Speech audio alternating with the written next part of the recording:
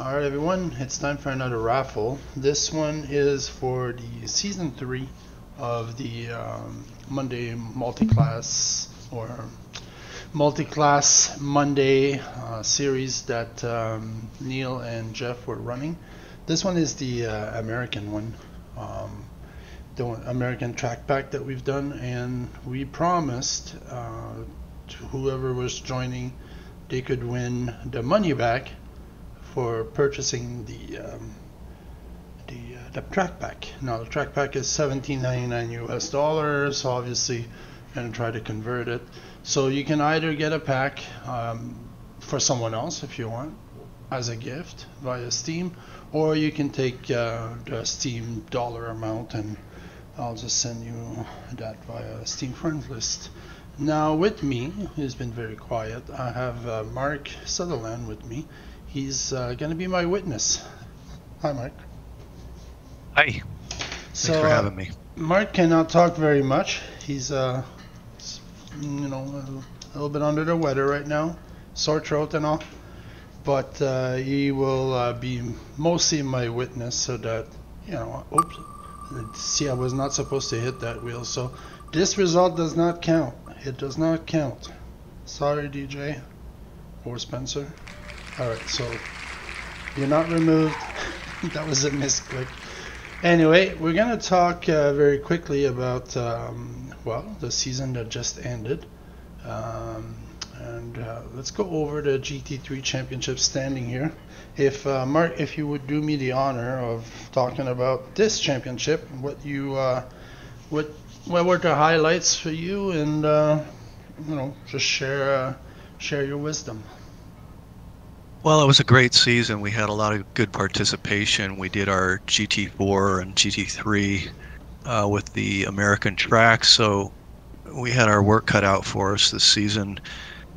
Pretty much having to learn a new track every week, with the exception of week 1 when we did Laguna Seca. So it was a bit of a marathon, especially A, having to learn a new track every week, and B, going on a weekly interval, which normally we do in every other week. So we had our hands full learning new tracks, but it was a good experience, and I think it went very well. I think people are fairly pleased with most of the tracks.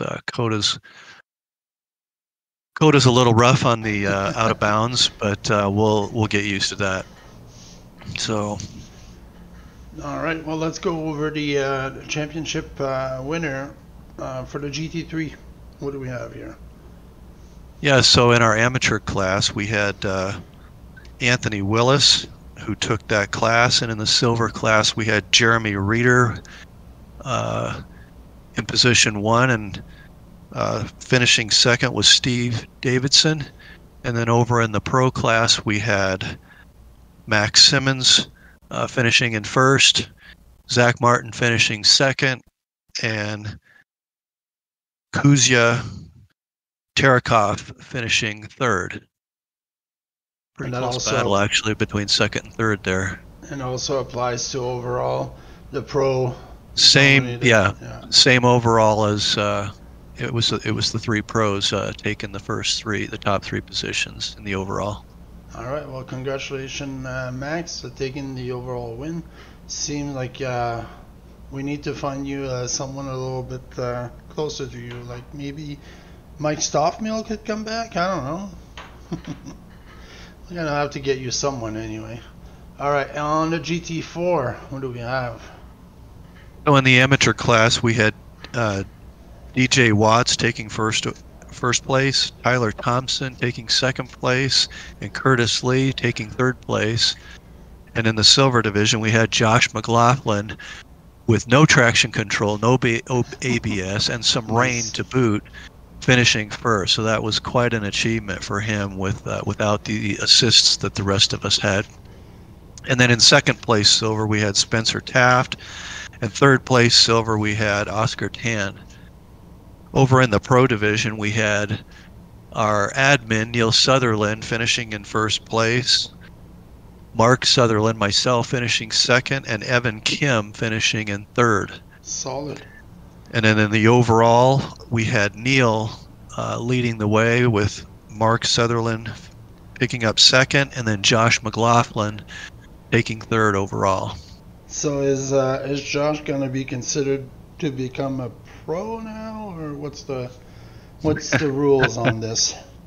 I don't know. If you can finish third overall with no traction control and ABS, I think he Yeah, needs to be in the top class. probably. I'm just assuming here.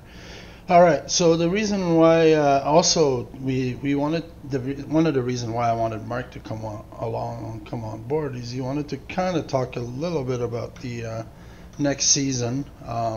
We have here a tentative. It says tentative right there of the next season on the Monday series. So if you want to give us the details here, Mark, go ahead. Okay, so for season 4, I gave us a couple of weeks off, starting us out on September 5th.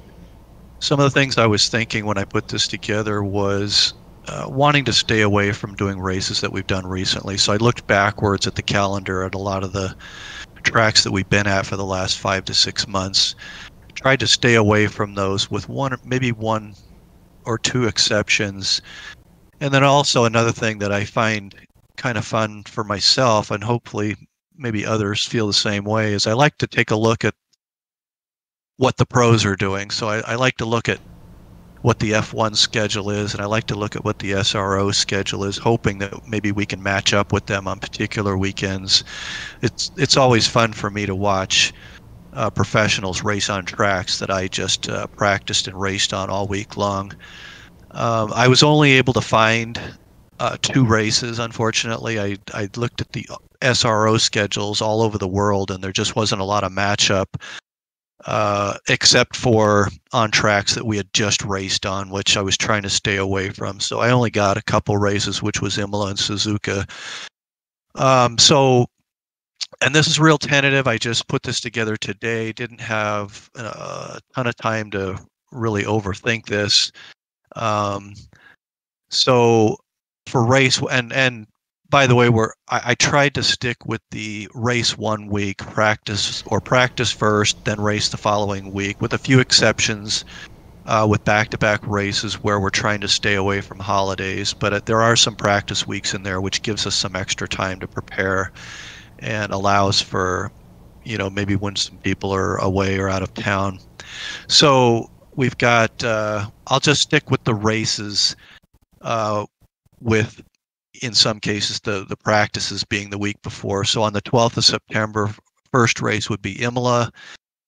Second race being on the 26th of September at Kyalami. Third race being the following week so that we can stay away from the Canadian Thanksgiving.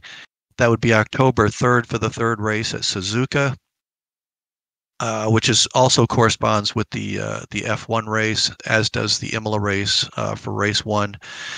And then race 4 being on October 24th.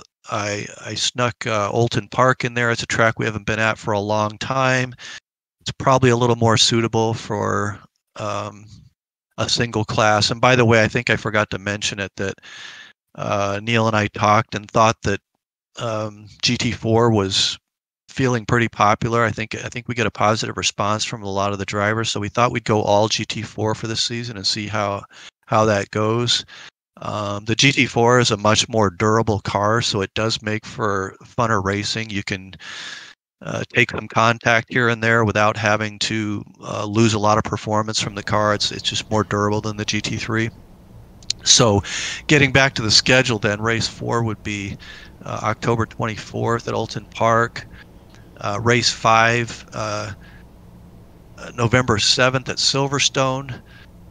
Race 6 the following week, so that we can avoid the U.S. Thanksgiving week, would be at Zolder. That's November 14th, race 6 at Zolder. That's a track we haven't been at for quite a while.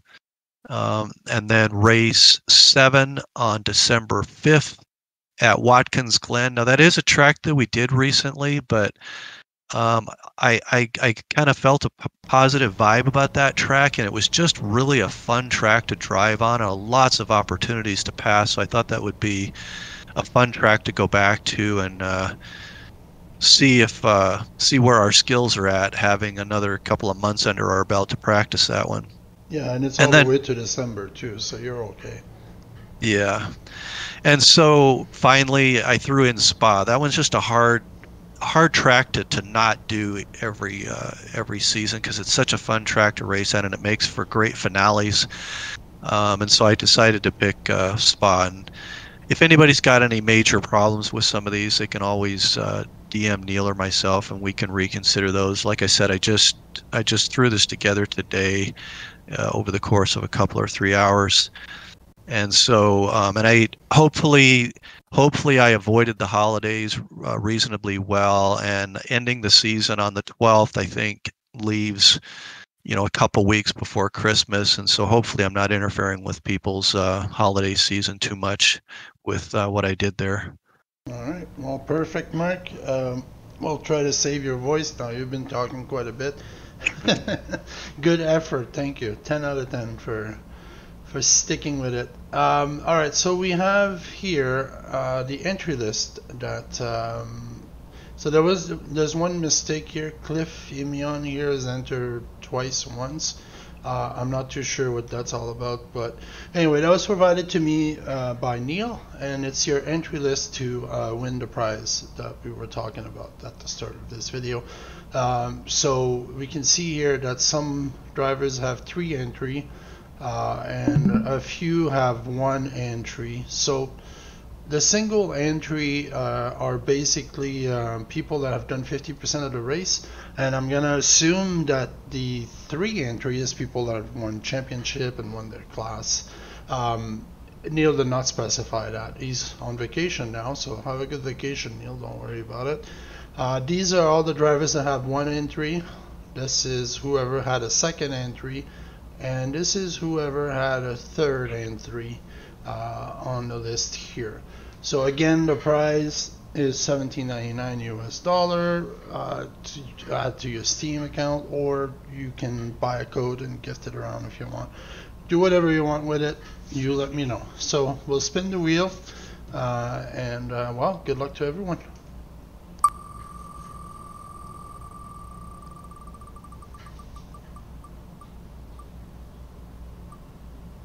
It's gonna be Max. Well, he had one most entry with a few others with 3. So good job, Max. Good effort. Great win. All right, let's spin the second time. For the 2nd code and final prize going to. Oh, that was close. All right, Trevor Chaney. So whoever wins, just reach out to me and we'll sort you out. If you see the video and you didn't win, don't ruin it to the person who won in the channel. Just let them enjoy watching the video and find out that they won. And I will be posting this and tagging everyone from this championship about the raffle. So again, thank you, Mark. Good effort. Hopefully you get better soon. Yep, I'm sure I will. All right, I will end this video now. Have a good one, everyone.